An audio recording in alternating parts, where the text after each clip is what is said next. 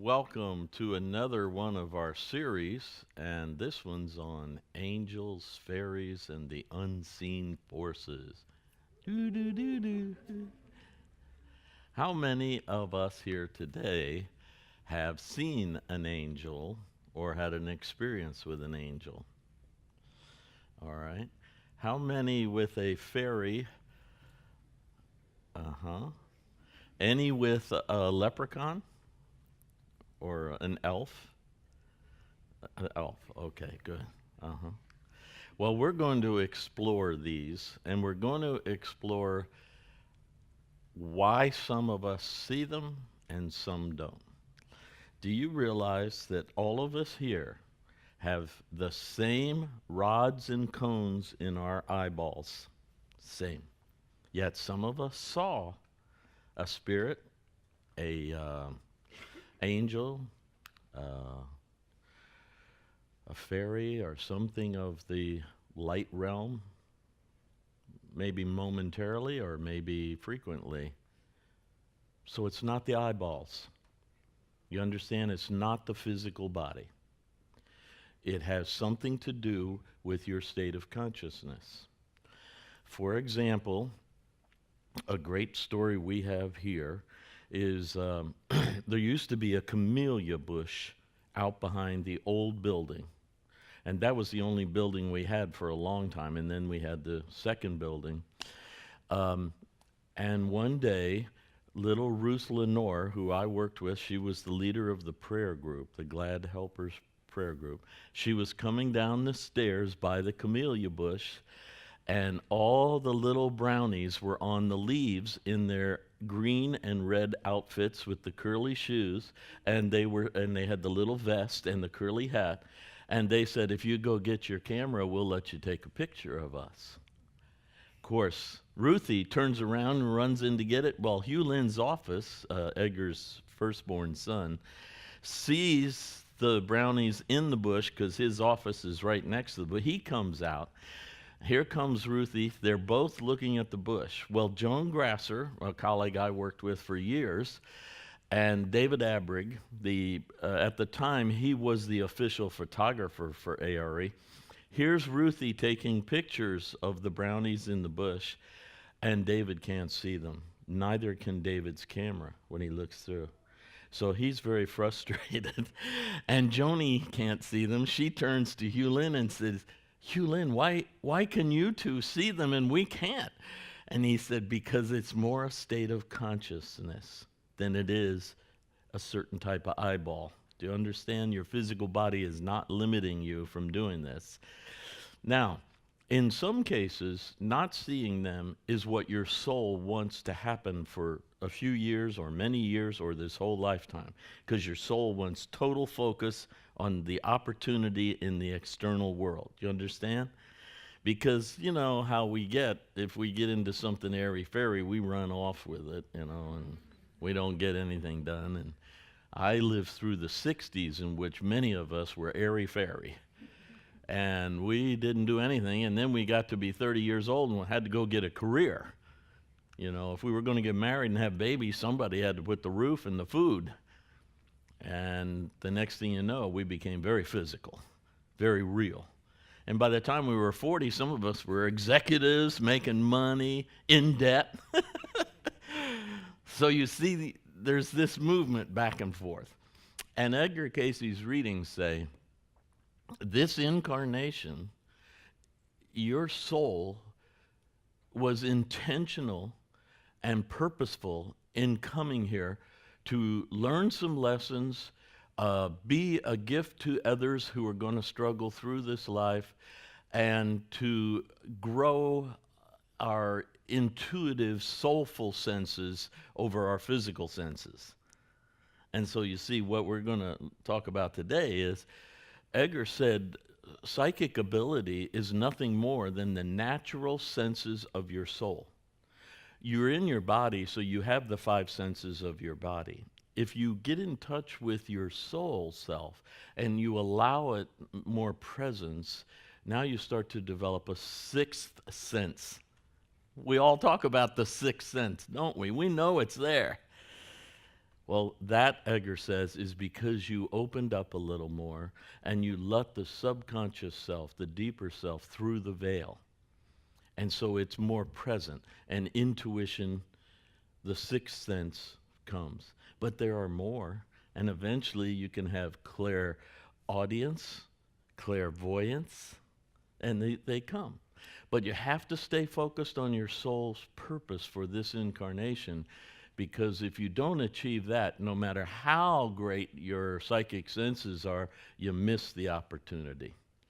And Edgar said, when you pass over, when you die, your body dies and your personality is absorbed back into your soul. He says, it looks at this life like you would a picnic basket. And he says, sometimes you lift the cloth over and there's not much in there. And the soul's very disappointed. And sometimes it's brimming over with nourishment and soul food, and your soul is thrilled, and it was a great incarnation, and you did your best. In some cases, he said, you don't have to come back for a long time, or you can come back quickly. In the Buddha teachings,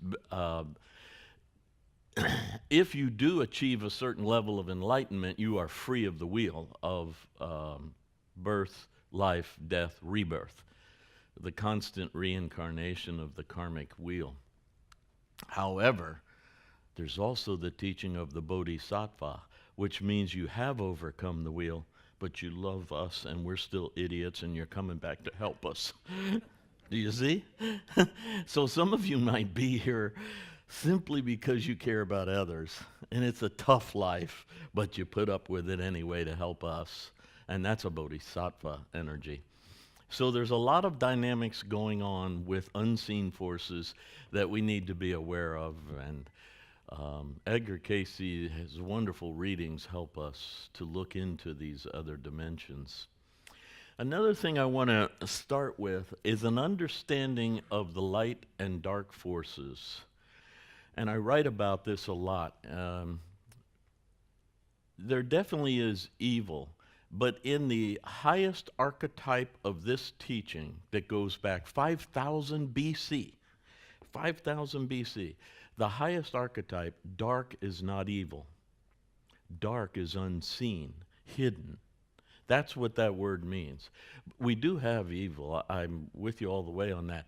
But I want you to know in the classic teaching, dark is hidden, not evil. This is the yin and the yang, the unseen and the seen, the hidden and the obvious. Now, if Carl Jung was doing this, the depth psychologist, some of you know Carl Jung a little bit, this would be the anima and the animus. If you look objectively at our physical bodies, which weren't created until Genesis chapter 2, verse about 18 or 20. We were androgynous prior to that period. You realize male and female were not separated until the second chapter of Genesis, but we were created in the first chapter. You got that? That's something we lost touch with. We need to be aware of that. Well, Jung comes out today or in the last century and says to us, hey, John, you're a male. If you want to get in touch with your whole self, you got to get in touch with your... Oh, man, it's been hell. And where is my feminine, my yin? Within me. He says to women, if you want to get in touch with your whole self, you got to get in touch with your masculine, and it's within you.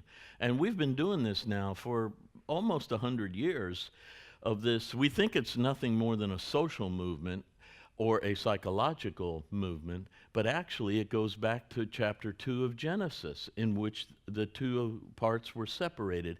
And I'm only projecting one part. The soul actually has both. So the hidden in me is the anima. And Jung would say to us, if in a dream I had a dynamic, frightening, or powerful female, that was my soul talking to me, the other part of my soul. You see, it's within me. If you, a woman, if you have a powerful, terrifying, or spectacular male in your dream, it is often your hidden part, because that's within your subconscious on the other side of the veil. and I'll prove to you that you are so comfortable with your whole self, you don't even realize it when you're in it, because it is you. All of us at one time or another have been waking in the morning, and something's going on in our minds, a dream, a nightmare, an impression of some kind going on in our minds. And we're searching that and thinking, wow, this is interesting. This is really interesting. And then we realize our bladder's full. So we say, well, I'll just run to the bathroom, empty the bladder, come back and work on this dream, right? You go to the bathroom, empty the bladder, you come back. What? It's gone. How is that possible? It was profound. It had my attention. And now I can't even pick it up. You just experienced the two parts of yourself and the veil between them. When you engaged your somatic nervous system to move the body, you came through the veil into the part of you that's in charge of the bladder. But it didn't dream the dream. This is so subtle you don't notice you're coming through it, but it's so opaque you can't see back through it. But if you reclined on the bed for a little while and didn't have to rush off to work, you would slip back into it, right? And there would be a part of it. And then the psychologists say the associative process would get the dream back because it was linked together. So you are familiar. When you were sleeping and that dream was going on, you were comfortable. That was you. You knew it was you. So you see, you're closer to it than you think. If you haven't seen an angel or a fairy yet, don't worry, you are very close. It's just a matter of a shift in consciousness. Here's the classic Shiva and Shakti, which symbolize the classic yin and yang, the inner and the outer. I'm trying not to make it sex or gender, though it has that element. You see, if you look at a woman's body objectively, just everything about her is within her. If you look at a male body objectively, it projects, it has erection, it is out here, it has upper body muscle power. It's a projected outer. That's the yang, yin and yang, you see? She conceives within her. She's with the cycle of the moon every 28 days. She gestates new life within her. You don't see it, but it's there. You do see the effects. When it's delivered, she can bring food for it right from within her own body. You see, within, yin, yang. And of course, Carl Jung does animus, anima. And so if you're aware of this and you want a bigger consciousness, a more expanded consciousness, you do have to get in touch with your deeper self. And it's usually a complement to your outer self. And you are familiar with it. You've been in it every night almost. It depends. If you ate a pizza at midnight, you never made it. But if you didn't, you've been in it every night. Okay, we're going to start with the wonderful legends and lore of fairies, elves, gnomes, and leprechauns. And I had my first actually my first one was my brother. My youngest brother had an experience with a leprechaun that I'll share with you when we get to leprechauns. But my second experience was in the London Chalice Well Garden by the Tor. Some of you might know that area. Well, it's full of fairies. I mean, it is just a magical place. And that was the first time I saw them there. At least the first time my outer self was aware of seeing them. I might have seen them when I was a little boy and all, but my mother, who just passed on, 97 years old, she was a little Irish Catholic girl from an inner city, and she saw them all the time. And she would yell out things. My three brothers and I, this was before seatbelts, we would be on the bench seat, and the front seat was a bench, and the three of us would be in the back seat like this, and she'd be yelling out to fairies and angels. We'd look. But she saved us many a time, I'm telling you. Okay, so we're going to get into this. They are delicate, they are light, they are not composed of flesh and bone. They aren't thick, they aren't heavy. They're light. Edgar explained that they live in the fourth dimension just beyond ours, but they can manifest in the third. And so at the Chellaswell Garden, I was looking at a little waterfall, and it was sparkling water and all, but I started to see white light sparkles coming above the water, and then I eventually saw them as little fairies. So they can stay beyond your normal view, or they can manifest. But actually, I felt that day it was the reverse. They didn't move, I did. Do you see the difference? I was staring at them, at the water, then I saw the light, and then I was so desperate to see them because I was writing a book, and I thought, you can't write a book on this unless you know them. So I was desperate to see. Suddenly, I shifted somehow, and then I saw their bodies, their forms. Not like our bodies. Of course, they love certain environments. You're most likely to see them around nature and in a nature setting. At the intersection in a big city, you might catch one or two there to help you, but normally they wouldn't abide there. Do you understand what I'm saying? This is more their environment. Throughout history, the environment has always been nature associated. I put this up here because if you go further back in classics, fairies never had wings. That occurred during the Elizabethan time. That's only a few hundred years, you know. Prior to that, all the legends, fairies don't use wings. They fly by magic. They don't fly, but see, we were going into the science age, so we had to have a reason they could fly. So we put dragonfly wings on their back, or butterfly wings. You see what I'm saying? That was our creation. Legend, they never had it. They never had wings. But we love these drawings. These turn us on, man. That's a real fairy. This other gal's just a female. No wings. I can't be a fairy. The origin of fairies is very difficult to trace, but all the scholars that have tried to do it come up with the three fates. Now, this goes way, way back. Three fates is known in all the mythologies of the ancient lore, the three fates. And here they are in a painting that is very helpful to see them weaving in the fabric of time. And they influence you. Now, you and I today would probably call them the ladies of karma. Do you see? That's your fate. Do you get the idea? You were born into a certain family of a certain socioeconomic structure in a certain country with a destiny of that country, of that family, of those parents. You're fated. Already your fate cast you into a certain situation. Now, Edgar comes along and says, your soul knew that, and your soul was involved in accepting that. I was about 19 when I read that, and I knew he was wrong, because there was no way I picked these parents. There was no way. I had nightmares about being born to my parents. And in those nightmares, I would be so terrified when I saw myself coming to them. And then suddenly someone would shake my arm and wake me and say, honey, you're just having a nightmare. It's okay. And I'd look up, and it was my mother, who was the demon in the dream. And I would go, no. She would go into my dad and say, I don't know about that child of yours.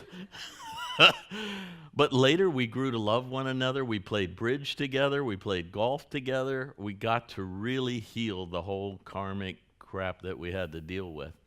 Okay, here are the three fates: the spinner, the allotter, and the unturnable.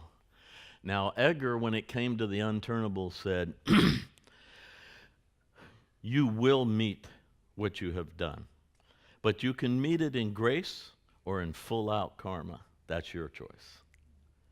Whoa. I immediately wrote that reading down, carried it in my pocket, because I wanted to meet every bit of my karma in grace. I read a reading where he told this one woman, your karma is to die in car accidents, vehicle accidents. Be careful who you get in the car with. Then he paused and he said, however, this doesn't have to become physical if you in your heart and mind work with God on what you have done and your desire to be forgiven and your shift in your heart. Well, I love that. Okay, rather than have it real, let's have it. I'll work it out. But you have to invite God into you, and now you're stark naked before the all-knowing, and you say, yeah, I am a mess, but I want to work with you on this mess. So, origin of fairies is pretty much tracked back to the three fates. And the origin of their word, of their name, seems to be associated with that a great deal. Edgar Cayce, these are, when I say EC, that's the reading number. Time is as one time, space as one space, to the cosmic consciousness. So karma is with you, even though you're innocent as can be. You did not do anything bad, and yet your life's a mess. And you go, why me, Lord? Well, let me show you. Here's the timeline. So back here, let's see, you're looking at it this way. Back here, let's say your soul did something harmful to itself or others. And so as you go along the timeline, you're born here with a fresh new start. Jesus said, we clean your house and sweep it clean, and you return with 7 devils and clutter it up again. Okay, so here we are up here. Now, if it looks innocent and you have no connection to this, unless you rise above the timeline like a bird above a river, and then you can see the source and the destiny. It's all there. One time, one space. So at a certain level of awareness, like if in a dream or a meditation you become expanded in consciousness like the bird above the river, you will sense all that's a part of you and how it all needs to be resolved and fully realized. And the fates play a great role in that. There are 2 basic legends about fairies. Little fairies, and that's what Hughlin and Ruthie saw. Little tiny brownie fairies. Brownies are part of the fairy community in the camellia bush. But there are also full-grown female fairies, and the most famous is Morgan Le Fay. I'm sure you've heard Morgan Le Fay. If you've watched a movie, she's in it, especially anything to do with King Arthur. So this is something you must be aware of. When I was in the Chalicewell Garden, I saw only little fairies. I would have freaked out if I saw full size. So I'm glad Morgan Le Fay wasn't hanging around that garden. 2 other things you must be aware of. There are troop fairies who go in communities and solo fairies. One year I had a solo fairy in my garden, in my backyard, and she was there and then she didn't come back. I don't know, I planted the wrong thing or it wasn't. So anyway, there are solo fairies and there are troop fairies in the lore.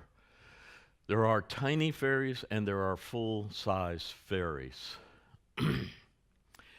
The fairies are closely associated with the elves because the legend is the elves make their shoes and fairies love to dance, so they go through shoes real fast.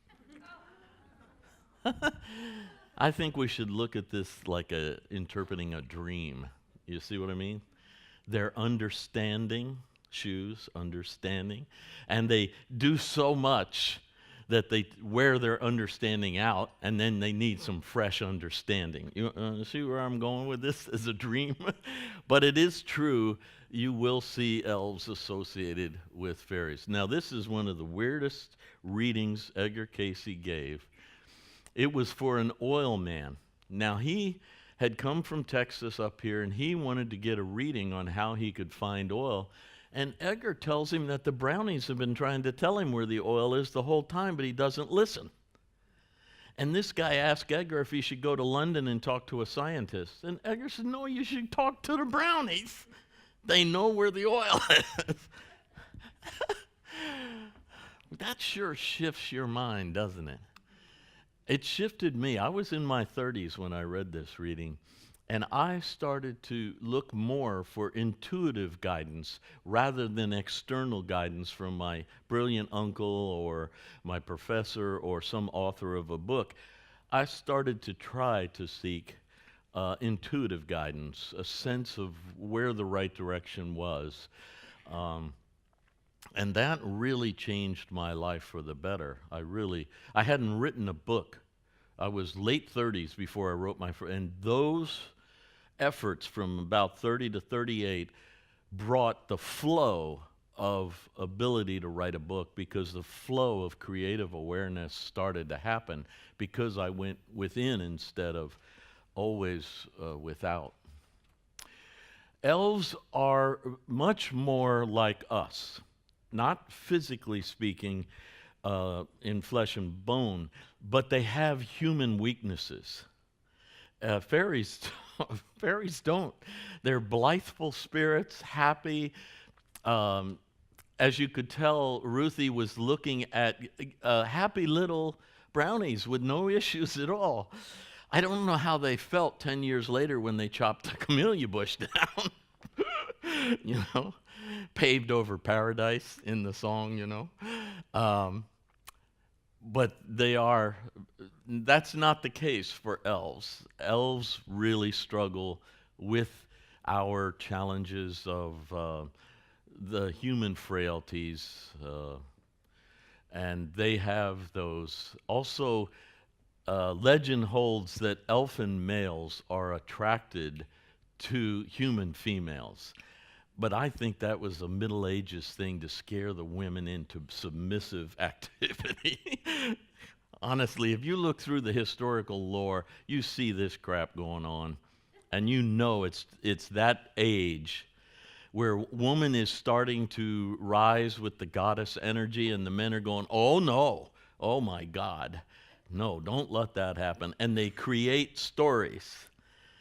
And anyway, that's just my opinion. Now, Hollywood has done elves with pointed ears a lot, and that's okay. But again, in the Elizabethan time, in that era, they put them in with fairies, and that's a mistake. All those authors, if you read authors who are using Elizabethan history or lore, they will lump elves in with fairies. They are a distinct, different species, if I may use that word. They are distinct from that. And you should keep that in mind. I have not actually seen or experienced an elf or elves in any way, and I haven't met too many people, only one that has had experience with them, so I can't give you too much. The one thing that is historical is they have incredible libidos, which means elves are very sexually oriented with each other. Fairies are not. They're dancing. They're having fun. Here's Hollywood.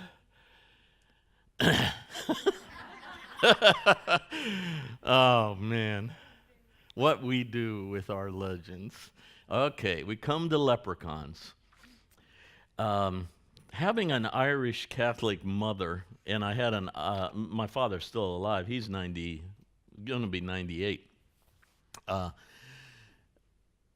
She had total belief in leprechauns. Now, that affects you when you're a little child, okay? My littlest brother, Paul, back in those days, we had the draft into the military, and Vietnam War was going on. So I went and I signed up for the Naval Air.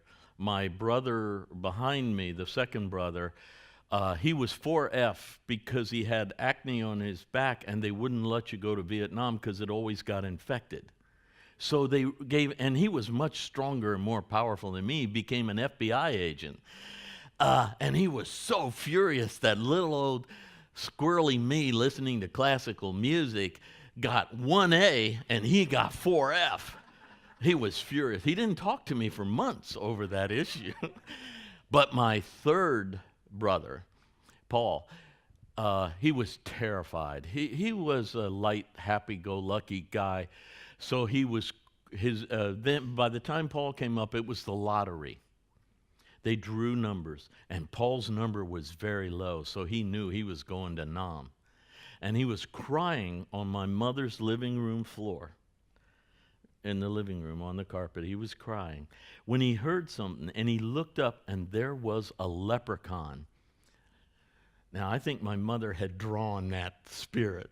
And he had his leather apron on like he had been making shoes and on. He had his hands on his hips, and he was rocking like this, and he says, "You ain't going anywhere." And Paul blinked, but the words were so profound, he knew it was true, even though his lottery number was ridiculously low. And he blinked, and the guy was gone. The little leprechaun was gone. Now, I've asked Paul this story every 10 years, and he tells it exactly the same way. So I'm pretty sure he's telling me the truth.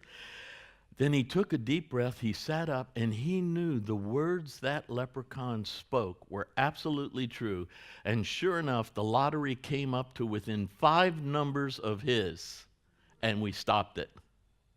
And he didn't go. I think it would have helped him if he had gone into the military, because he's now 68 and still a little loosey-goosey, Discipline would have helped him. But I actually think my mother had brought that influence too. I want you to be aware of that.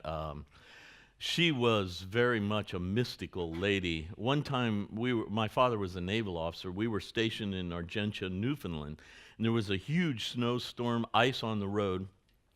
Again, my brothers and I were like this on the bench seat. She was driving, and all the cars are sliding, and there's a cliff that goes down into fjord down here. And we're all sliding and everything and crashing and she's trying to be very careful when suddenly we get tapped from behind and our car goes toward the cliff down into the fjord. And she yells out these sacred names of all the saints in heaven, God and all that, and the car turns around and goes up the hill this way. Then she yells, "Get out of the car and run up the hill, get out of the car." And we get out of the car, and we run up the hill, and here comes this truck. He hits our car, it goes right off the cliff into the fjord. And my brothers and I turn to each other and say, "We got to stay close to Mom." She's got good friends in high places. She was a character. Enchantress, especially with Morgan Le Fay, because you remember Morgan dupes King Arthur into giving her his seed so she can create his enemy, his counter, because she's mad at him for what he did to her, or what his father did to her mother. So the enchantress goes way back. This is a document from ancient Egypt of the enchantress Anhai. I'm trying to show you how old the idea of the feminine enchantress is. Again, I think that lore is because the feminine symbolizes the inner, the soul self in an archetypal view. Therefore, to the outer willful self who wants to do everything the way they want it done, seeks self and self-gratification, self-glorification, the inner self is a trickster, enchanter toward a higher view of life that's not so self-focused. Do you see what I'm saying? I think that lore has the feminine is always the enchantress. And so, but you can, especially with Morgan Le Fay, the full-grown female fairies can be enchanting and create a hypnotic sort of feeling in others. But I also think in the Middle Ages and the Elizabethan period, men used that as excuse. Remember the comedian who said, "The devil made me do it"? Well, in the Middle Ages, up into the,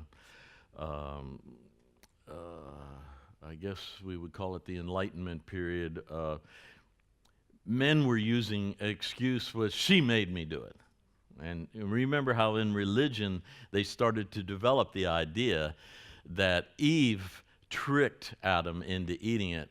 She didn't trick him. She said, "Boy, I ate this. It's pretty good." He said, "Okay, I'll take some too." But they spin it differently. I think that's where a lot of this comes from. And here she is. She's done in many different views. Morgan Le Fay, and literally Le Fay is French for fairy. And you have to understand that really the legend starts with her mother, Lady Igraine, Duchess of Cornwall. Again, I think we're muddling etheric truth with human imagination. Okay? But anyway, it begins with Lady Lagrange. She is technically the daughter of Lady Lagrange. And Arthur's father actually kills Lagrange's husband and takes her as his wife. But she's already a baby girl, and she sees it, and she's psychic. You know the story, I assume many of you do. And she perceives this, so she's going to get even with Uther is Arthur's father's name. She's going to get even with Uther by damaging Arthur. And so she transforms herself and slips into Arthur's bed one night and technically rapes him to get his seed to create Mordrin, who does kill Arthur eventually. But Arthur is taken up into heaven and Mordrin dies, and you know how the story goes on. But this is the complicated thing. Again, I think if you look at this as a dream, you're actually looking at the battle between the ego and the soul, the selfish ego and the higher purposed heart soul of yourself. It's all a battle within yourself. All of these are within yourself. And this battle goes on until you grow weary of duplicity, deception, rationalizing why you can eat cake at midnight. You know, all these little things we do to rationalize, and then later we regret. In the Cayce readings, he said, the worst is regret. And I can testify to that. I look back over my life, and when I see those things, I wished I hadn't said that. I wished I hadn't done that. Now, I have been healed of that in the last few years. I've been healed of that, and I'll share with you why. About 6 years ago, my longtime wife that I had my children with, and we had a good marriage, a typical marriage. I mean, it wasn't perfect, but it was good overall. She died of cancer. So a couple of years later, I was in Australia leading a tour, and we had had a wonderful long day on the outback, and I came back to the hotel exhausted, and I passed out on the bed in the hotel room, and I woke in a room she had designed, and there she was, looking fantastic, and she had made tea for us, and I was just so thrilled. It was just wonderful, and she said to me, you keep thinking about all the things you should have said, you wished you have said, you should have done, and you wished you have done. She said, I'm going to tell you right now, none of those carry over to where I am now. Only the good things we did and how we raised those children. So then she leans over like this and looks me straight in the eye, and believe me, when she does that, you pay attention, and says, do you think you can let go of that loop thinking that you're doing all the time of regret? Well, I was ready for that release. Yes, I can. She smiled, she stood up, and then she looked a little funny. I said, oh my God, I'm not supposed to be here. She said, no, not yet. Bye-bye. And I woke up on that hotel bed. Yeah, God. I wanted to get back so bad because the vibes there were so great. And here I am in this hotel bedroom. So, but that changed me. I stopped loop thinking. I moved on. I knew focus on the positive, subdue the negative, move on, keep going. Here are the various actresses who have tried to portray Morgan Le Fay in different ways, from a little crazy to actually evil, to just a beautiful woman, to a magician herself, equal to, what's this guy's name? Merlin, thank you so much. Equal to Merlin. And remember, these two in the movie convey a relationship of relatives in a way, because they are of the community that's not actually human, of the community of fairies and magicians and all. And he says to her, our time is coming to an end. We're going to go deeper into nothing but materialism, and humans are going to rule and forget about us. Magic will no longer be, because science will rule. And now suddenly we're having this swing back where scientists are of the new physics are becoming almost magicians and talking about time dimension and double reality and all of this parallel universes. And so in some ways we're coming back around now to where even the scientists are seeing an expanse of reality way beyond physicality. And so I think we're actually in a period of getting beyond this. Nature spirits are really, throughout our literature, Shakespeare used them often. You'll find them in classical literature a lot. Undines are the water spirits. Salamanders are the fire spirit. Now, my late wife's family were Scottish Douglases, and their symbol was the salamander, and they asked me to research it, so I did. Well, the salamander had two qualities, the physical salamander and then the fiery, powerful. So fire was associated in ancient times with the salamander. Sylphs were the spirit of the air, sylphides or selfides, and they are in La Sylphide by Shakespeare and Midsummer Night's Dream.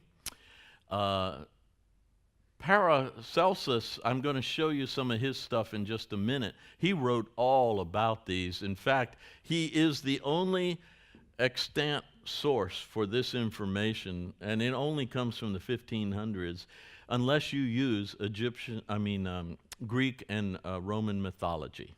Then you can get a little more of this. Of course, the Native Americans totally lived integrated with nature spirits.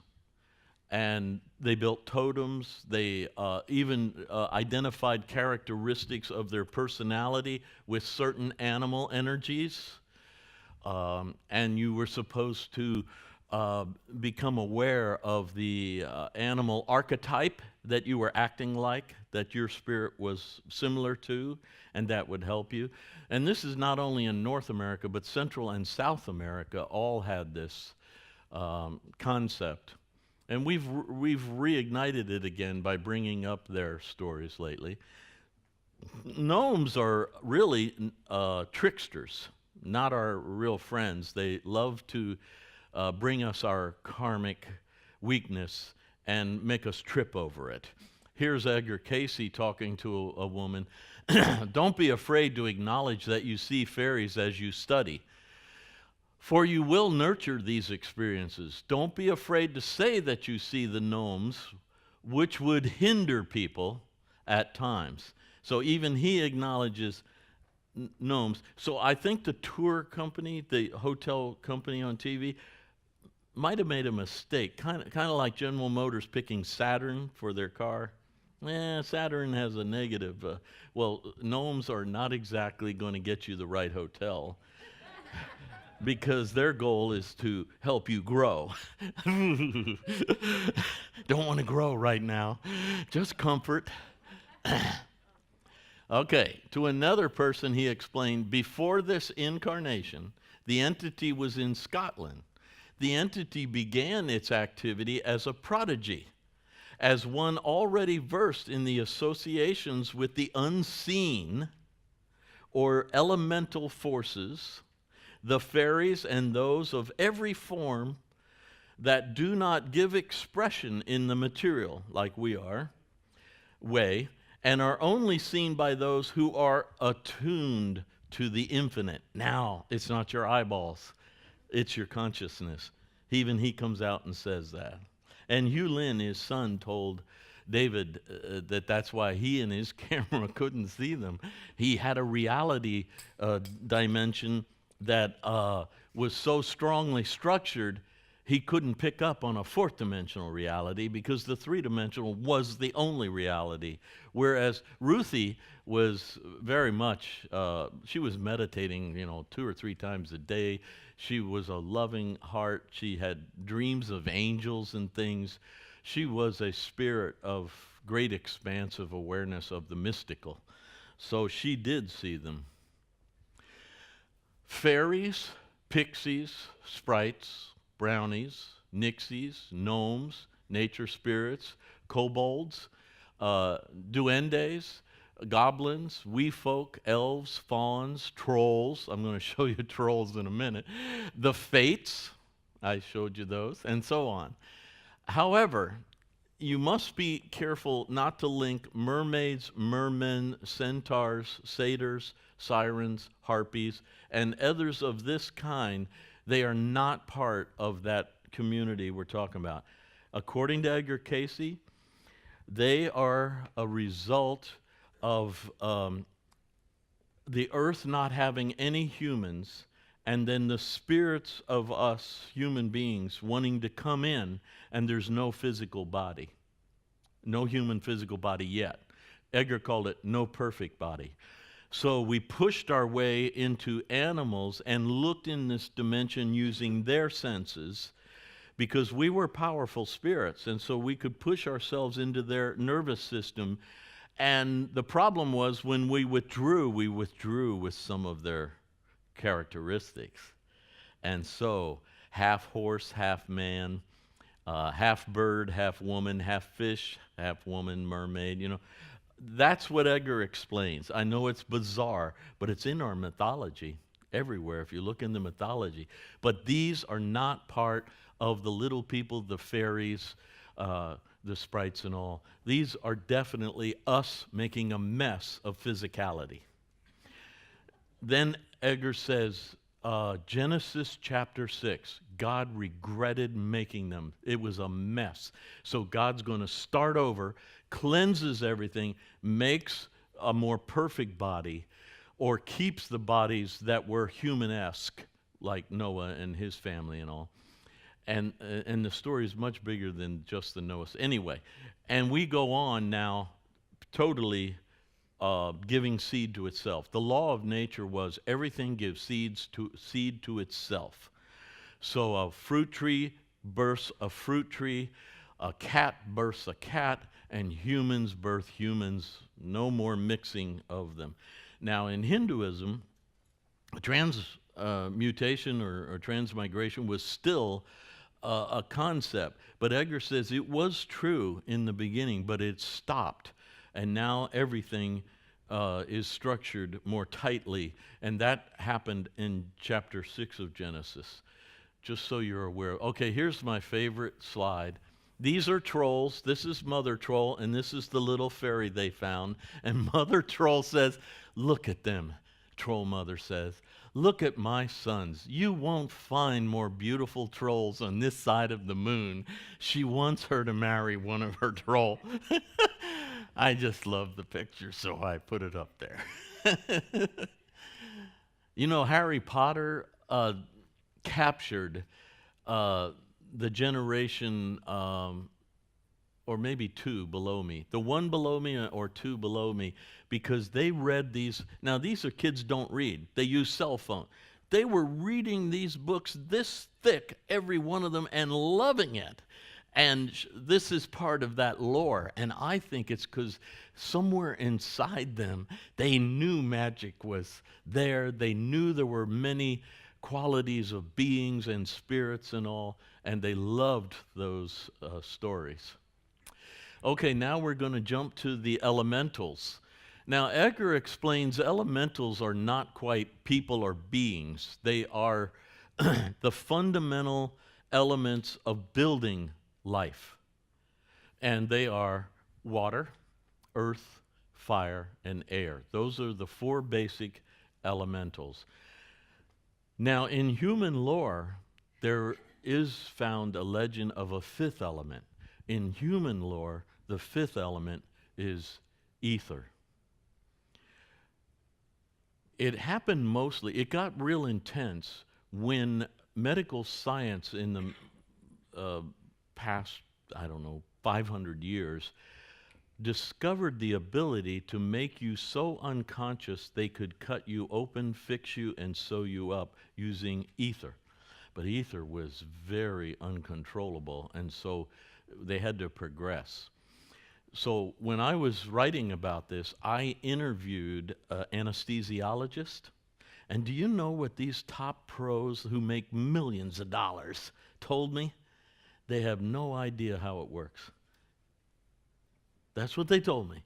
They just know the right mixture for the right body weight type. They don't know how it is that they can put you unconscious so they can cut your body open, work on you, sew it back up, and wake you up, and you're okay. They don't know how it works. But they have fine-tuned ether. They're not using ether.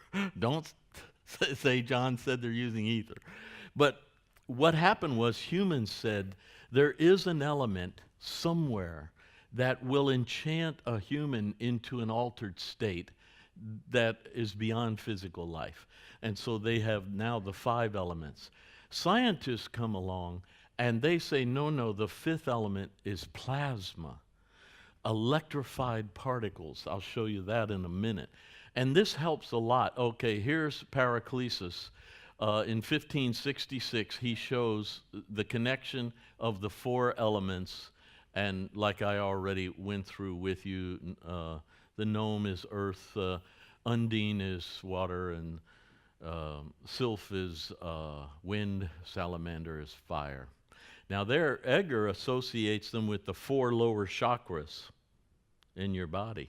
This is really interesting. When he starts to give this association, it's because he sees oneness. And the oneness means everything you see that is separate has a unity to it in a certain manner.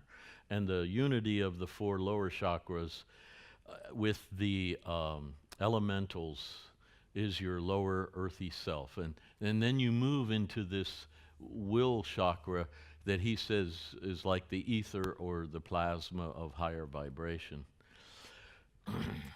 Here are 3 Cayce readings on the concept of elementals.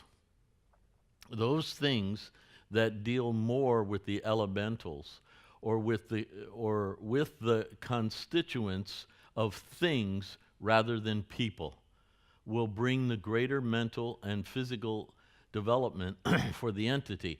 Apparently, Mr. 621 had been in past lives studying, applying, and working in a field to where today he would be more dynamic as a physical scientist or probably a physicist, physics, because modern physics has really taken us to more mystical levels. These then again may be part of the entity's experience if there will be made the closer walk with the creative forces. Edgar uses this term a lot, and this will really help you see and commune with the subtle beings, the unseen world, because dark forces, destructive forces, negative forces will inhibit you and will actually attract negative energy. But creative forces are the life-giving, uplifting forces, and they will attract all the life forces. Therefore, you will be able to start to see the unseen elements of life. Activities of the mental, the material, the spiritual. For first in spirit, then in mind the builder, may there come, even as then in her past life, the healing forces for the entity through the application of that which is the healing power in mechanical means, in the spirit, in the chemical, and in the elementals or the vapors that become a part of every experience before it becomes manifested form. Are you seeing what he's giving her? Don't focus so much on the outer body and physical form. It's composed of these other elements. You see where he's taking us here? For first the seed, then the awakening. Now that's the magic. There are seeds. Some will awake and grow. Some will not. So there is an element, he says, that's not physical, that is the spirit, the awakening. And then the movement, the progress, and then the activity. Then doth the blade appear, the leaf, the blade appear. Then doth the stalk and the ear shoot forth. So with man in his seeking. Take hold upon those things that are not elementals, but the elements of the influences that impel individuals. Remember now, this takes us to the Native Americans saying, what energy is dynamic in your personality? There are animals and qualities in the earth reflecting that energy. What impels different individuals? My three brothers and I are all different. We have this different motivative spirit in us, and that makes us different. And trying to discover yours is very important. And this is the deeper self of the entity, the deeper self of the entity, the impelling force in the lives of individuals, of groups, of states, of nations, of a whole earth. So you can look around the planet and see nation motivations that are different than ours and perspectives on life. You can look at the state of Mississippi from California. That's pretty easy. Do you see what Edgar's saying? You catch the spirit, the motivation force, and different groups. Like when I'm over at CBN and the 700 Club, the fundamentalist Christian group over there, I am very different than I am here. I have to be. They have a different motivation. Do you know when I'm over there, I know don't use the word meditation because that means you're a new ager. Oh, the devil himself has got you.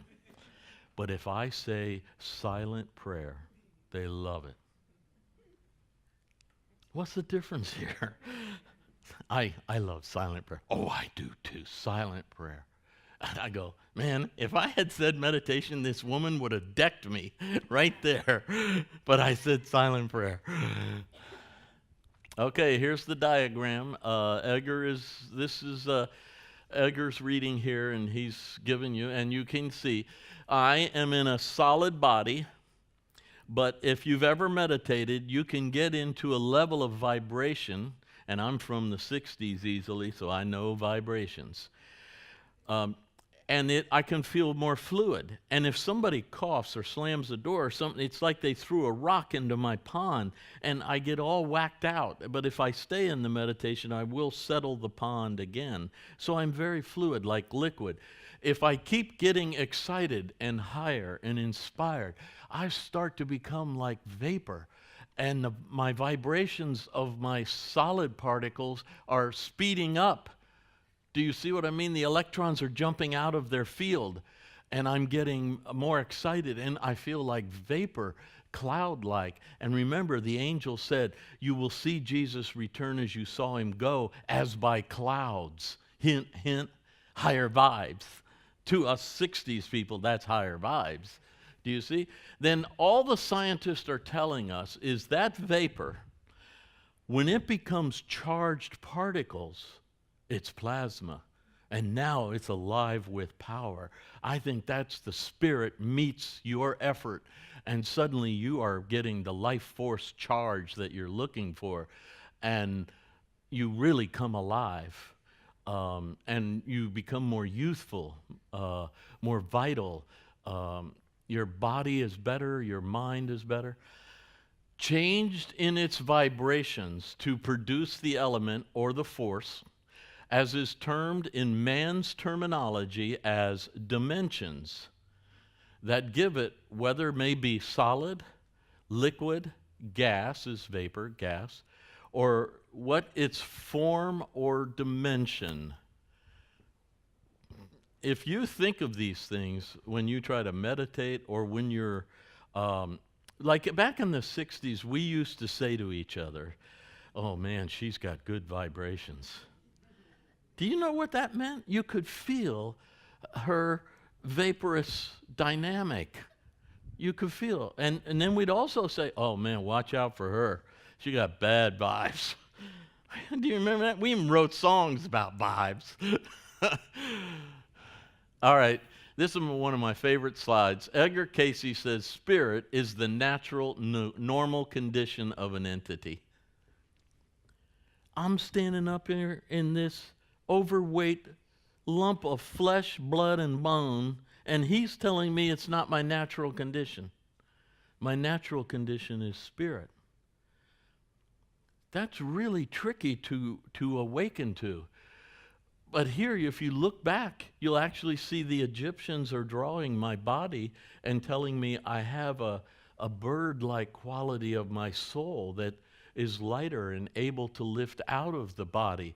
And they'll draw us like light beings and angelic essences. Then we get all these daggone books. Do you know in 1920s, Edgar Cayce said in the late 60s, early 70s, you will have a new view of death. What happened in the early 70s? These doctors became so sophisticated you could die on them and they could bring you back to life. That's fantastic. Emergency room or operating room, you die, and immediately they go with chemicals. Everyone in this room knows what I mean when I yell out the word clear. I'm about to use electricity, aren't I? Yeah, all these. The trouble was in the recovery room. The doctor would go in and say, man, we had a close one on you. You died in there. Yeah, I was amazed, the patient would say. I was standing over in the corner, and when you jumped up on my chest like that, I was shocked. The doctor would go, wait a minute, you were dead. I thought it was strange too, but I was right there, and I watched what the nurse did and they wrote all these books, beginning with Raymond Moody. He really started it, and I used to travel and lecture with him. He's aged a lot now. But even modern books are coming out with Eben Alexander and some lady, I don't know who that is. But basically the concept is, we had your big lump of flesh dead on the table, and you were still somewhere in that room because they perceived what went on. And then the stories get bigger. They tell you what happens. Most all of them saw the panorama of their whole life before them, and they were viewing it and reflecting on it. Most all of them say there was a barrier or some sort of thing, and they knew if they went through it or beyond it, they were not coming back on the operating room table. They would truly die. But they didn't. Sometimes the reason they went back was their own worry for someone they loved and knew they needed their help, so they went back into the body. Some, a light being, told them it's not your time, and they felt themselves being forced back. Fortunately, I had one of these experiences, so I can share real life. I was in a double room in the hospital. It was a minor injury I caught my hand in a printing press. When I was in my 20s, I was a printer, running big printing presses, Heidelberg, huge suckers, and I caught my fingers and they broke and were torn up. And this one knuckle was damaged, so the doctor said, oh, I can fix that knuckle. And I said, okay, so I went in. So I'm in a double room with a roommate in the hospital ready for my operation. Somehow, someone wrote his weight on my thing, and it was like 360 or something like that. And when she hit me with the initial anesthesia, I went straight back on the bed. I know this because my roommate told me later what happened. That's the only way I know what happened. He said, it looked like she had killed you. You went pale white, dropped onto the bed dead. She pounded the button and the alarms went off. Everybody ran in. You had been OD'd. And here's what was happening with me. I saw blackness, and then a swirl of energy drew me way out here. And I thought, oh my God, I'll never find my way back. This is what my mind's thinking. I am way out here. When suddenly I hear my doctor calling my name, like he's far, far away. And I think, boy, if he stops calling, I'll never find him. So I turn around and I start following that sound of him going, John, John, hear me, John. John, wake up, John, John. He keeps doing that. So I'm following that voice when suddenly I get to a tunnel, and the tunnel has a vacuum, and it sucks me through the tunnel, and I'm flying fast as can be, and suddenly I come out the other end of the tunnel into the room in the hospital. Bam, there I am, and I look up, and they're all standing around the bed. I got stuff all over my body, and I'm looking at them and go, what happened? So I have experienced the body being out cold and me lost and alive somewhere in the other dimensions, and yet I got drawn back and woke up in the body. I threw up for 2 days. The stuff affected, and I had the sweetest night nurse that night. This was an angel of the Lord, because I threw up every 15, 20 minutes on those sheets. This lady would come in, don't worry, honey, don't worry. She would roll me one way, put the sheet out, put a clean sheet in, roll me the other way. I'd go on to the clean sheet. She'd, okay, relax, try to get through it, but you're going to do it again. And I did it, I swear to you, about every 20 minutes, my body was terrible shape because of the anesthesia. But I woke up, and I finally walked out of there. The doctor said, do you want me to try again? I said, no, I'm good with that finger. It doesn't say. Death is not an option. So I didn't go back. Okay, this is going to help us with spirit. How many of you have had an animal, a pet you loved and knew for years, and then you saw their body dead? Me too. What was missing? When I looked at this little cat of mine, I thought, where is this kitten, this little cat that the essence of her is gone, but I have her carcass. So that's what Edgar said was really this kitten. Your real quality, natural self is your spirit. And the spirit of that cat was gone, and I had nothing but the body left. Have any of you seen a human that you knew well alive, then you saw them dead? The same thing, you look at their body and, you know, I looked at my wife's body and I thought, where is Doris? I mean, I have this carcass, but that's not her. You know, that's what he was saying when he said your natural, normal condition is your spirit. If you start to shift from looking at people's bodies and try to sense their vibes, their spirit, their essence, you will start to get into what Edgar was talking about, and death will be nothing more than vacating the physical vehicle. And Edgar says you don't have to wait till you die to have this experience. Every night when you fall asleep, sleep is a shadow of death. And if you can be more conscious during your sleep in awareness of dreams and activities while in spirit, you will be very comfortable when death comes. It will be familiar to you. If you haven't done that, then when death comes, it's a shock, and you wander around your dead body for days, he said, because you don't know anything else but this reality. I bet you thought I was never going to get to angels. I am. Angels, glorious angels. And many of us raised our hands, and thank God I've had contact with angels. One night they saved my life completely. If I hadn't had that angel, I would not be here now. Angels are of two communities, seraphim and cherubim. That's the original, two communities. Now, they spin out into multiple dimensions, especially if you study Jewish Kabbalah. You will get into the amazing complexities. You should look around the earth and then imagine the earth as also a heaven with all the angels. Then you'll see how complicated it is. You see all the different humans on the planet Earth? In heaven, there are all these different angels of different focus, quality, motivation, and purpose. Seraphim are literally, the word is Hebrew and it means beings of fire. And you see fire associated with them often. Cherubim are guardians, and they have 4 wings. Seraphim have 6. I think that's a human add-on to it. But anyway, they are the guardians. And this is the Ark of the Covenant where God said you could meet me and have direct experience, and he told Moses how to build it.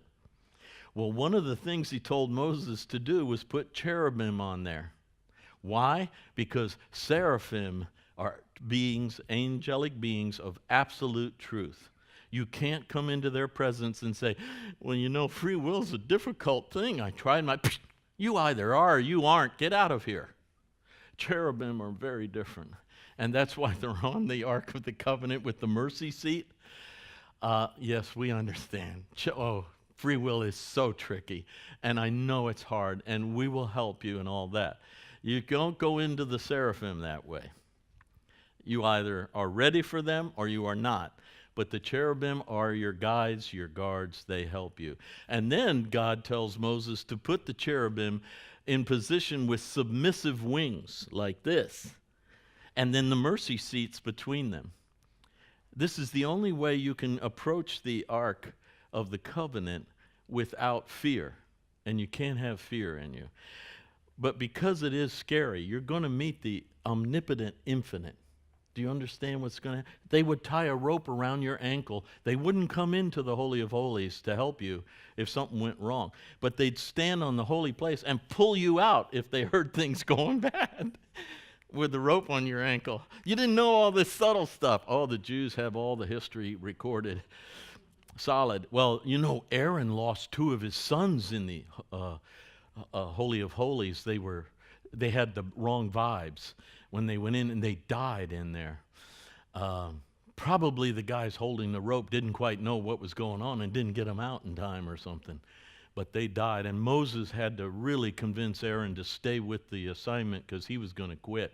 He thought God was too mean. But I think what was happening is when you get beyond the loving guidance, you are in absolute truth.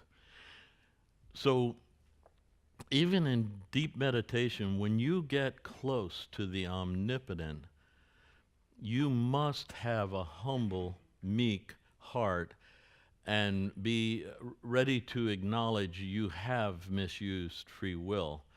And it's not because it was difficult, it was because you were learning.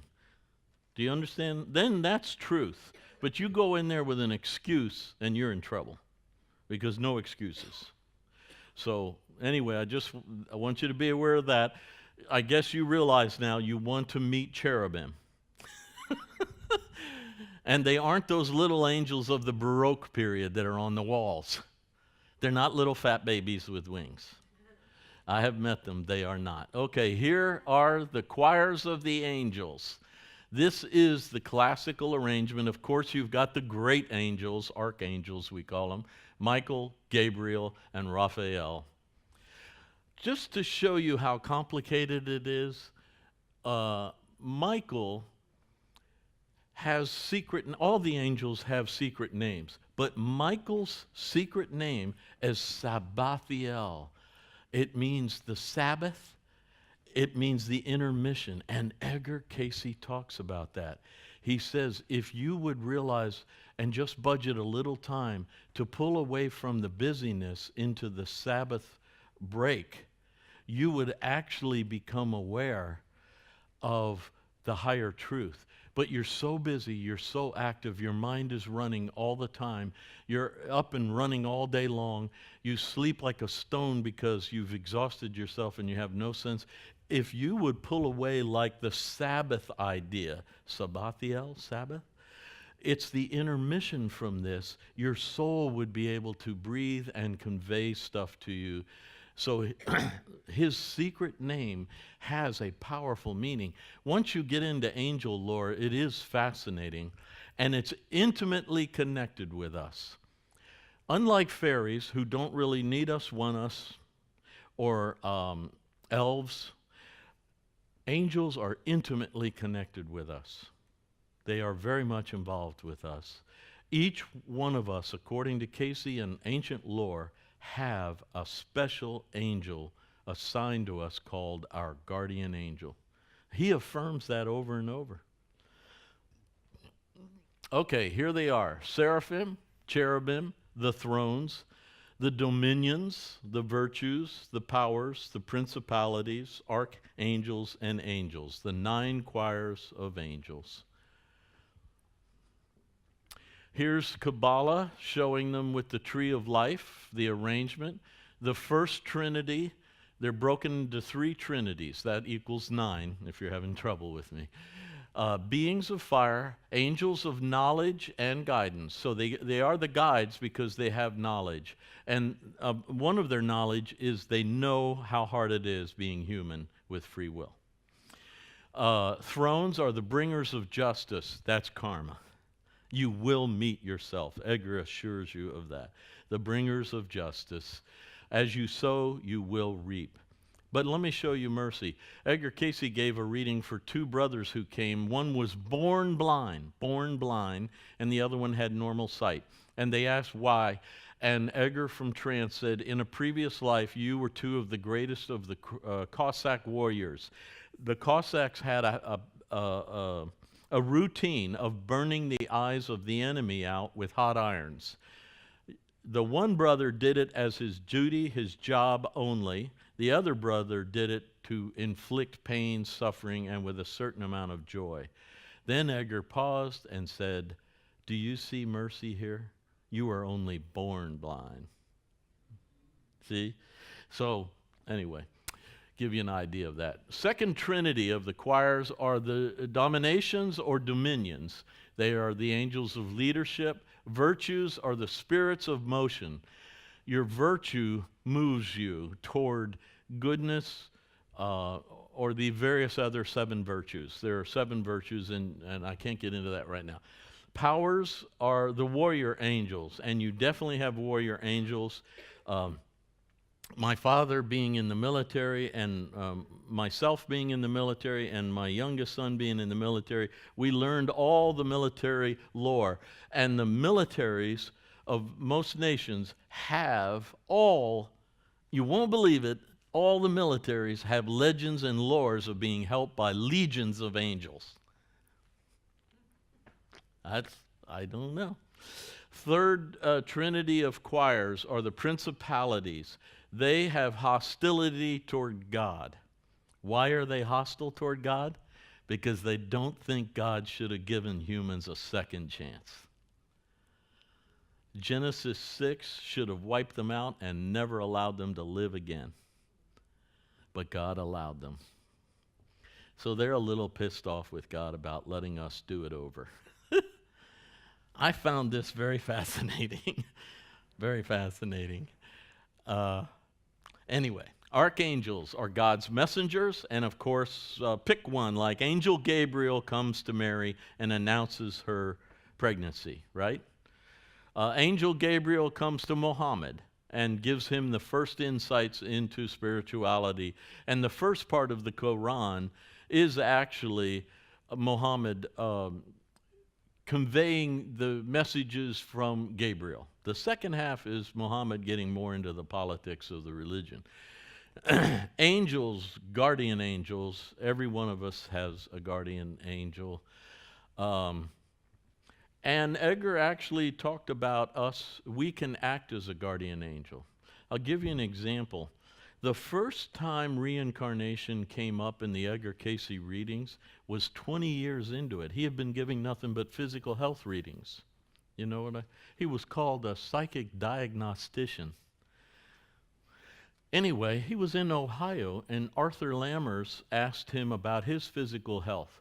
And in the reading, he said that he described his illness and how difficult it was and it was going to be hard. And then Lammers gets upset and says, well, why do I have this illness? Calm as can be. Here's how Edgar went into trance. Put his hands over his forehead till he saw a white light. Then now he's lying down. And then he moved his hands over his solar plexus, And his wife told he started to go into deep breathing and REM, rapid eye movement. He was falling asleep on them. You see? And she would say, "You will have before you the inquiring mind of Arthur Lambers, his physical body, his mind, and all of this stuff, and you will give us information to help." And he said the white light would move, and he would move with it. And sometimes he said he said he saw a book of life that was Arthur Lambers. And the keeper of the book would show him what he could tell him and what he could not tell him. He couldn't tell him everything. Also, he said, when I turned the pages this way, I was looking into Lambert's future. When I turned the pages this way, I was looking into his past. Do you see? That's how he did it. So he comes back and he says, "Why do I have this illness?" And Edgar comes back and says, "Because in a previous life in France, you abused the body, and this is the karma of that situation." Everyone was freaked out. Past lives? So the next week, the whole Cayce family got past life readings from Edgar. All of them were told they had incarnated during the time of Jesus in Palestine, except his wife, Gertrude. Well, she was miffed. She stopped talking to him. She was pouting. He said, "Well, what's it?" She said, "I love Jesus as much as the rest of you. Something's wrong with his reading." So he said, okay, honey. He's got to sleep with her, you know.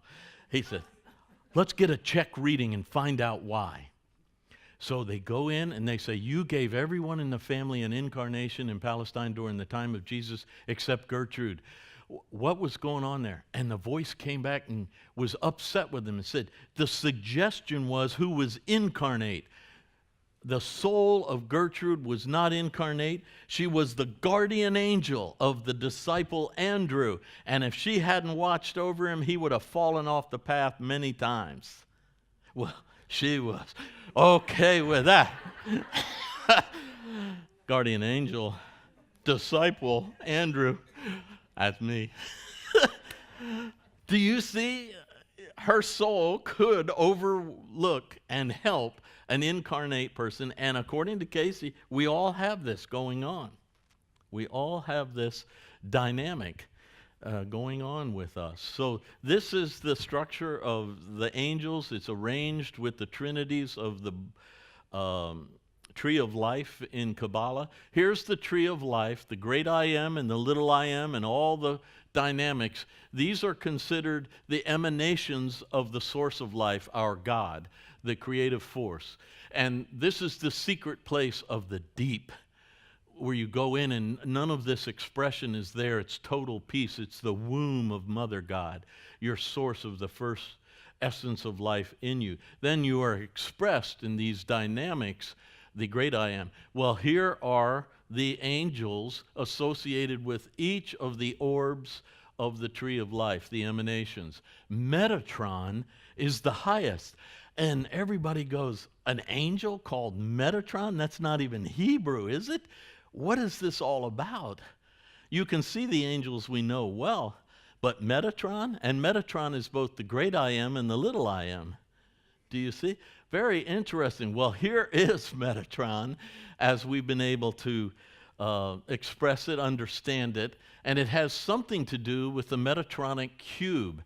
Metatron means beyond the matrix, grace and karma, the ability to meet all the conditions but in a place of creative life-giving rather than pain and suffering and down-putting or judgment or criticism, self-judgment. All those are gone. You're working in this. In Hebrew Aramaic, if you take the word apart, Metaron, it means he who stands next to the throne of God.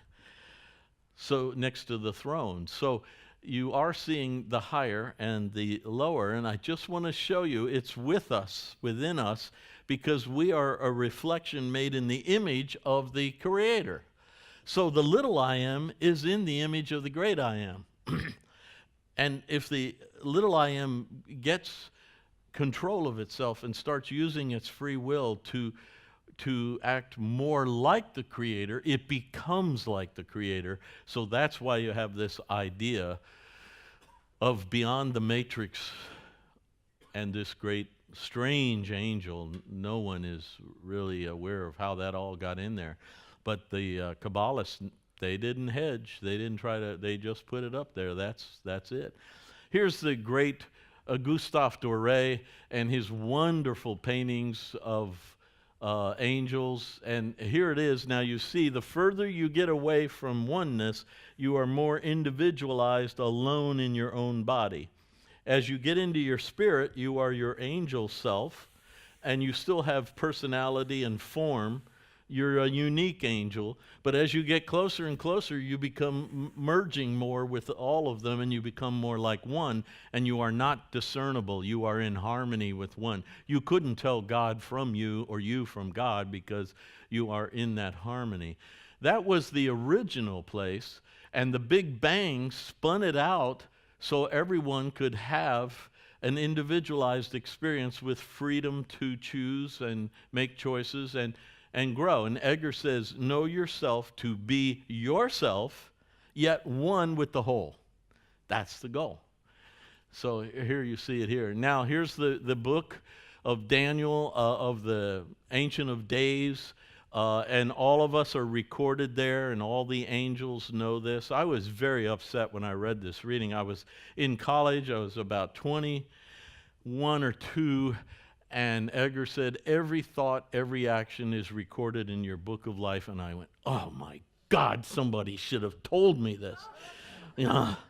Every thought, I was sick. For 2 years, I was a wreck. But then I read the reading that said, new thoughts overshadow old thoughts. And I'm saved. So every time a thought would come up, I go, no, not that thought.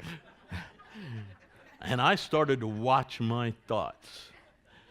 And I was going to change what's written in the book. This is William Blake. He is a fantastic angel artist. Here's Jacob wrestling with the angel.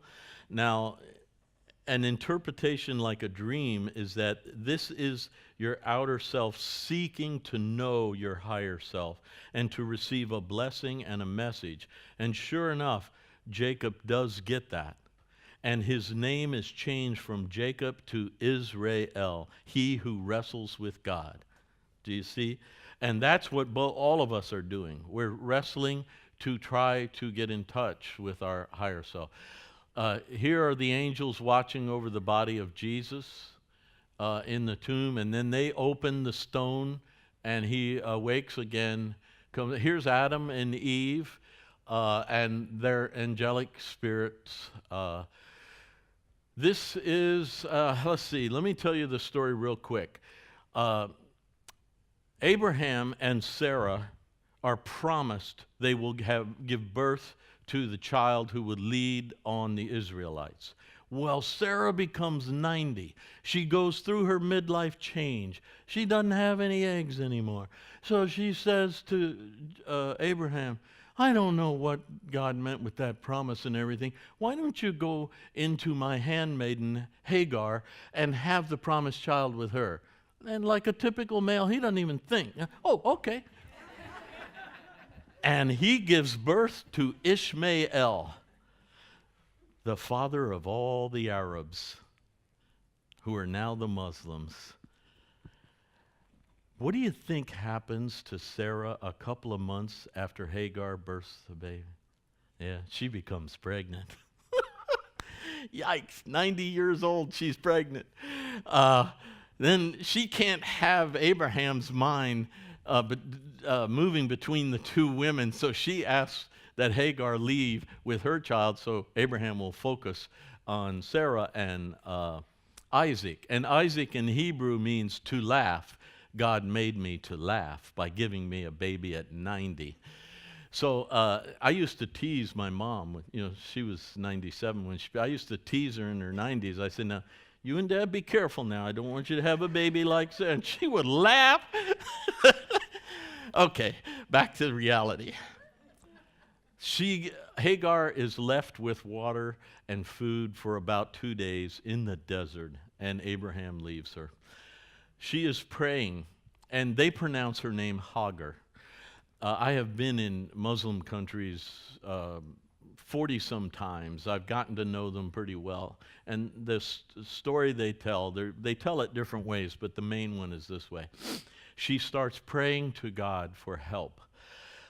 And suddenly, in her prayers, she looks up, and baby Ishmael is tapping his heels on the desert floor, and water is coming up. And she knows God has answered her prayer, and she hears God say, I will raise a great nation from your son, a child of Abraham, remember, and that great nation are the Ishmaelites with the Israelites. Ishmaelites, Israelites. Later, the Ishmaelites break into 264 tribes of Arabia, and Muhammad unites them with the messages from Gabriel into one nation of Islam. And then Islam goes through a lot of changes and struggles, and right now, today, it's wrestling with itself to figure out what the next step is. But you should be aware that, and now remember I said Arab Muslims. These are not the Indonesian Muslims. Arab Muslims are the children of Abraham. You got me? Okay.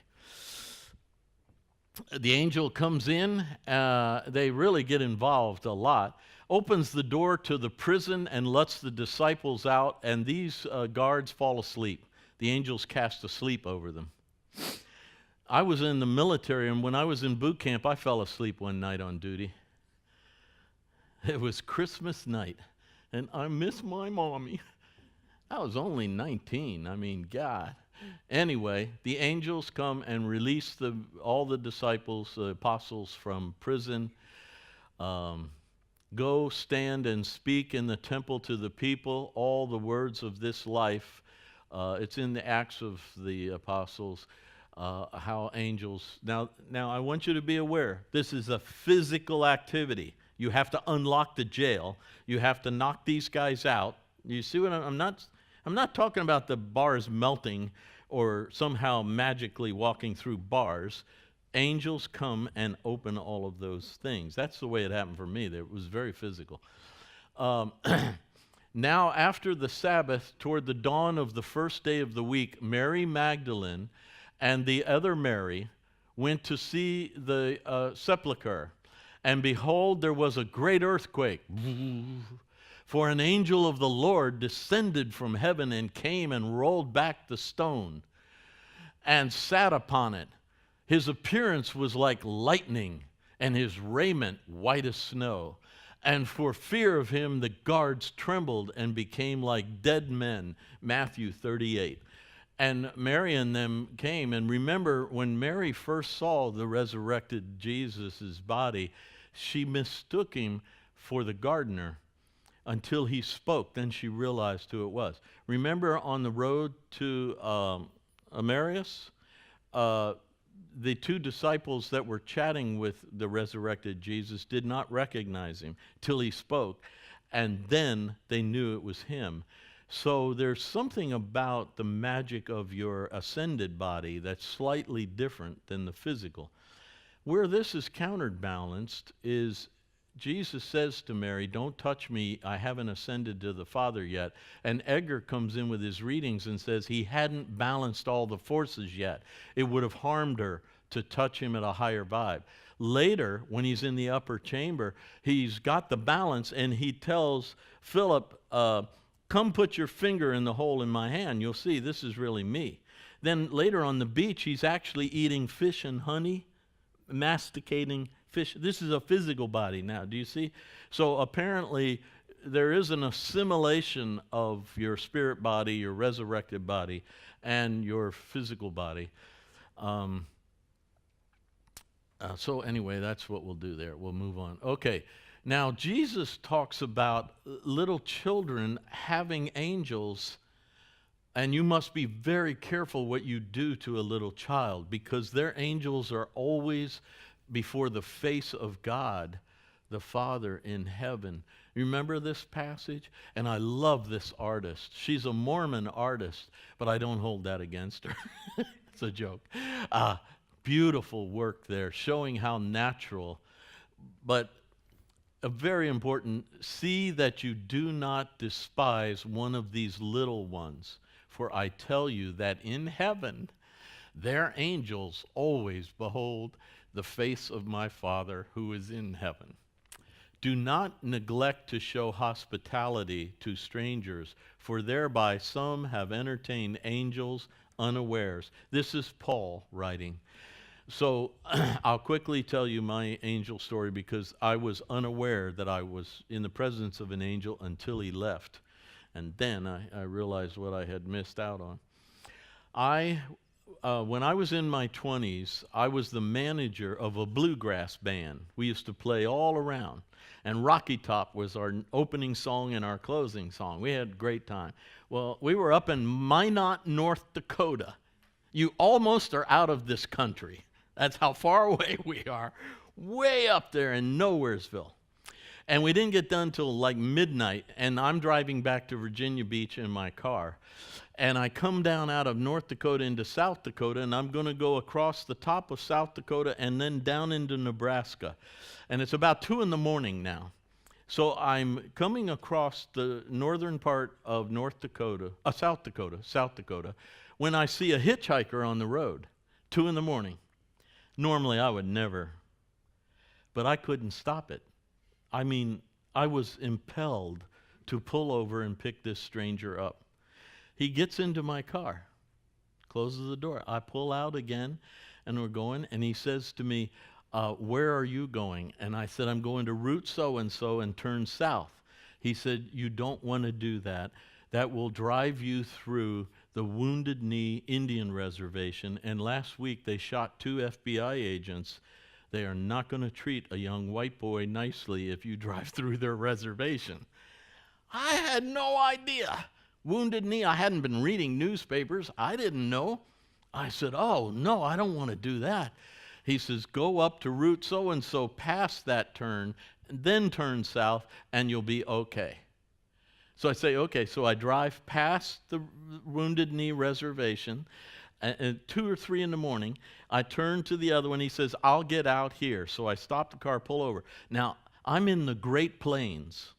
The Great Plains. You can see to the horizon. There's nothing in your view. You have to understand that.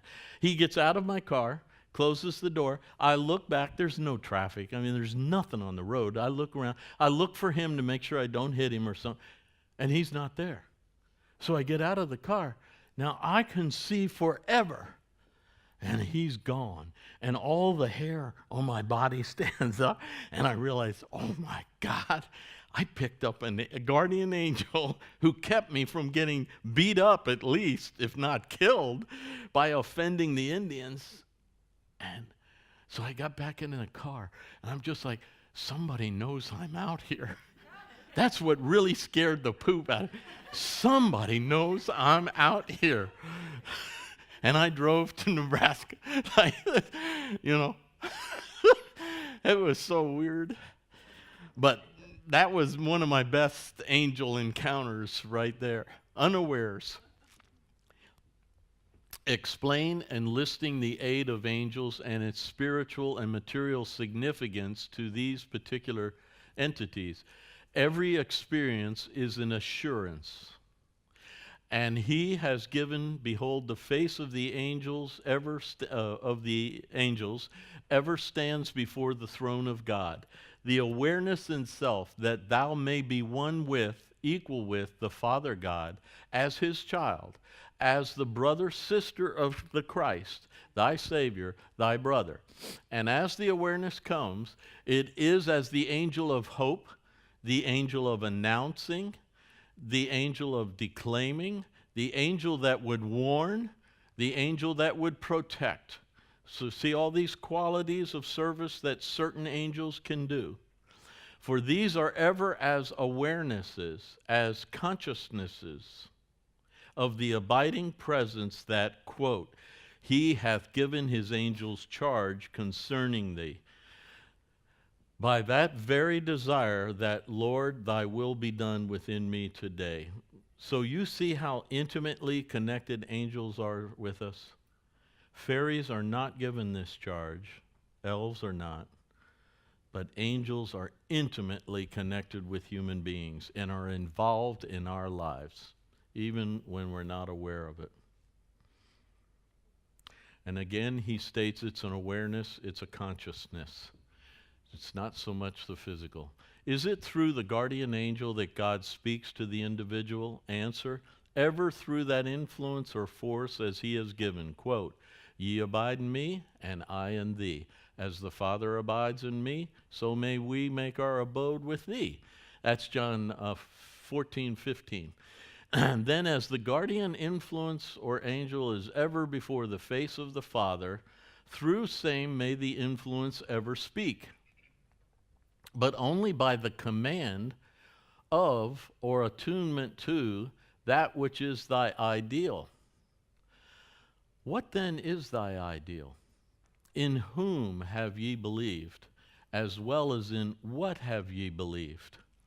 Is that in which thou hast believed able to keep ever before thee that thou commits unto him? Yes. And then I put this in red. Through thy angel, through thyself that is the angel. Kabbalah teaches each of us is an angel. Gertrude was the angel guardian over Andrew. Each of us has an angelic quality. Does the self speak with the ideal? Then he tells Gladys, his stenographer, to capitalize the word ideal. Ideal is that paradigm of truth that you seek or believe in. That's your ideal. What is your ideal? You really, he wanted us to sit down and actually write down our ideal, spiritually, mentally, physically.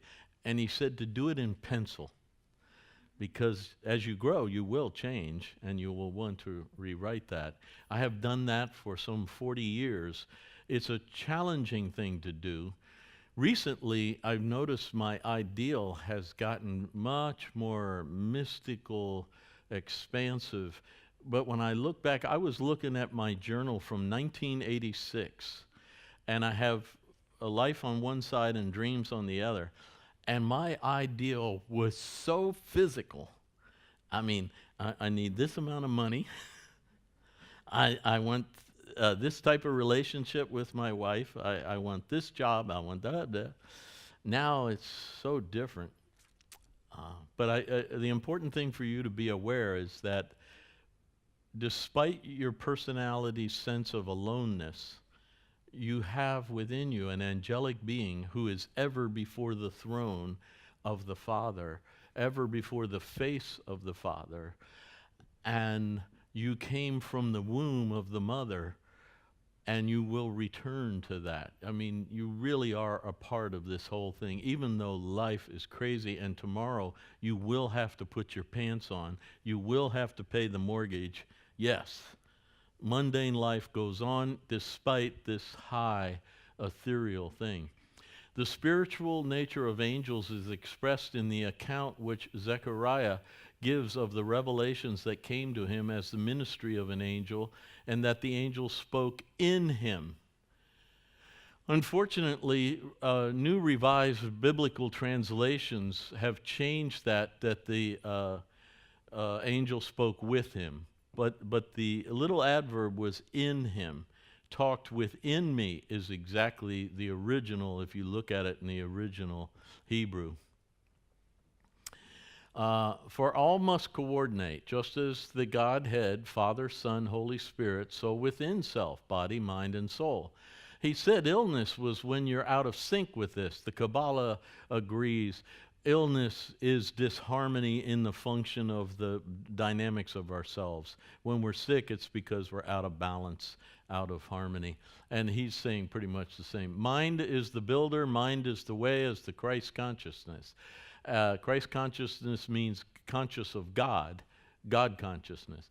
As it is directed then through the influences of the bodily functions, it becomes aware of its oneness.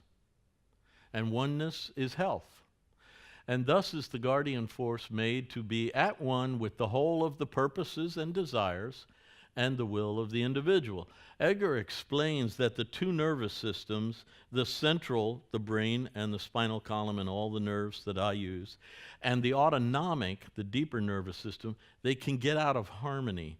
And when they do, you have a dis-ease between the two nervous systems, and if that stays, it becomes disease. Do you see how he's playing that story? You must have the inner nervous system in harmony with the outer. And he said that is determined by purpose and desire. Are the purposes and desires of the outer self in harmony with the purpose and desires of your inner self? These things then, as we find as indicated, and we will bring to the physical forces better cooperation and coordination. Now health's going to come, you see. And thus, through the mental application of at one-ment to the creative, life-giving forces, better reactions in every manner. Now, I just put these here to show you the Trinity is not just a Christian, Jewish Christian, well, no, not Jewish, Christian idea. I have talked with rabbis and Jews about Trinity. They are uncomfortable with that pretty much until you show that they're just aspects of one God. They will not move off of the one God, and they're worried that Trinity is three gods. It's not actually that, it's three aspects. Hinduism also has the great Trinity of the one infinite, Brahma, Vishnu, and Shiva. And they are like, this is like the Creator, the Father. This is like the active guiding one with us, with the ideals and the power and the help we need. And Shiva is the destroyer. But when you study it deeply, he's the destroyer of illusions. Now those break our heart because we don't want to give up our illusions. But we grow by suffering the reality that what you thought was ideal is not. And then we come up with a better ideal and we grow. So Shiva is part of this. That would be the Holy Spirit, which Jesus says brings all things to your remembrance, even the ones you don't want to remember. You know, your life panorama. So that's the Trinity there. Through thy angel, through thyself that is the angel. Keep that in mind that, yes, there are lots of angels, dynamics and all, but you are among that, and you are growing to become one with the community of angels and the source of your life. So, I've taken us the journey, and I've left some time for questions, and if you have any questions, you can ask me, or if you want to share something, you can share.